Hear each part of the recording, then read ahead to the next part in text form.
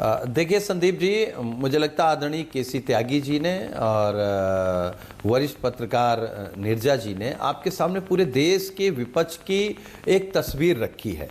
जहां तक सवाल समाजवादी पार्टी का है, तो भाई हमारे नेता ने तो मीडिया के सामने कहा कि हमें निमंत्रण नहीं आया।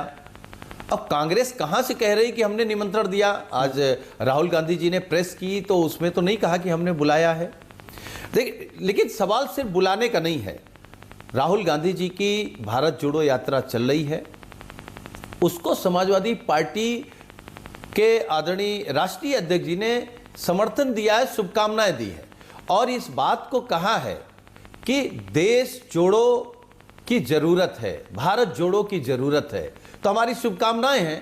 देखिए, नहीं, जहां बुलाया भी नहीं जाता था विपक्ष सुनील थोड़ा सा याद दिला दूं, बेगानी शादी में अब्दुल्ला दीवाना वाला काम हमने यूपीए के टाइम पर होता देखा, जब समर्थन कांग्रेस मांग नहीं रही थी। अमर सिंह आपके महासचिव हुआ करते थे, हरकिशन सिंह सुरजीत के साथ घुस जाते हैं, हुआ था ना कि हम हैं जी समर्थन देने को तैयार। जो बैठक हो रही थी उसमें चले गए थे, जो कांग्रेस ने बुलाई थी।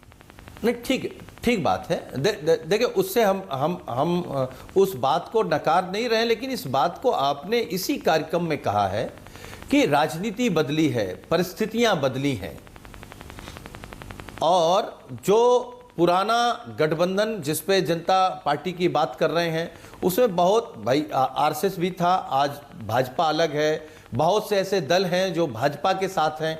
लेकिन एक बात लगातार आती है संदीप जी, जो भारतीय जनता पार्टी कहती है कि मोदी जी के सामने कौन नेता है। तो मुझे लगता है कि जो काम आदरणीय नीतीश जी कर रहे हैं सबको जोड़ने का, या कांग्रेस कह रही कि हम पूरे समूचे विपक्ष को जोड़ेंगे, तो जो लोग भाजपा को हटाना चाहते हैं तो वो कहीं ना कहीं तो एक जगह पर आएंगे। लेकिन सवाल इस बात का है कि नेतृत्व कौन करेगा। मेरा अपना यह मानना है, हो सकता है कि हमारी समझ कम हो, लेकिन जो भाजपा कहती है कि मोदी के बराबर का नेता कौन, लेकिन अगर मोदी के खिलाफ मुद्दे को विपक्ष खड़ा करे तो मुद्दा जरूर इस देश का मोदी जी से बड़ा है।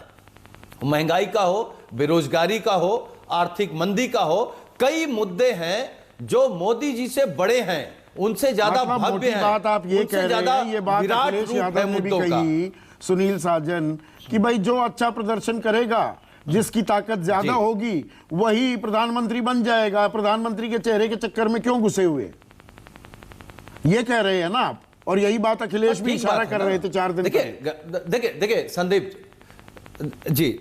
संदीप जी, सवाल इस बात का है कि आप कह रहे हैं कि क्या पूरा विपक्ष कांग्रेस के पीछे खड़ा होगा, लेकिन जो राजनीतिक हालात हैं अलग अलग स्टेट के अलग अलग हैं। कहीं पर कांग्रेस को किसी के पीछे खड़ा होना पड़ेगा, किसी स्टेट में कांग्रेस के पीछे लोग खड़े होंगे।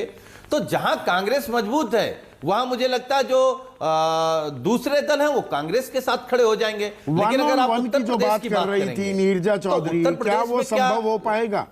सुनील साजन, उत्तर प्रदेश की बात कर रहा हूं, बाकी तो अभी एक्सपर्ट्स हैं मेरे पास।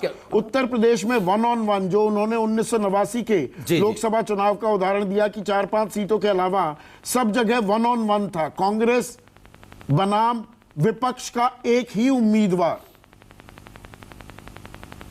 क्या यह संभव है 2024 में? देखिए, भारतीय जनता पार्टी को, जो लोग भारतीय जनता पार्टी को हराना चाहते हैं उनको आना इसी समीकरण में पड़ेगा, क्योंकि अगर 1-to-1 चुनाव नहीं होगा, कोई कहीं लड़ रहा होगा, कोई कहीं लड़ रहा होगा, तो जो एंटी या गैर भाजपा है उसको ताकत मिलेगी। लेकिन जब 1-to-1 होगा, अब इसमें कांग्रेस को बड़ा मन करना पड़ेगा, दूसरे दलों को बड़ा मन करना पड़ेगा और यह महसूस करना पड़ेगा कि अगर उत्तर प्रदेश में 1-to-1 करना है तो किसकी कितनी क्षमता है।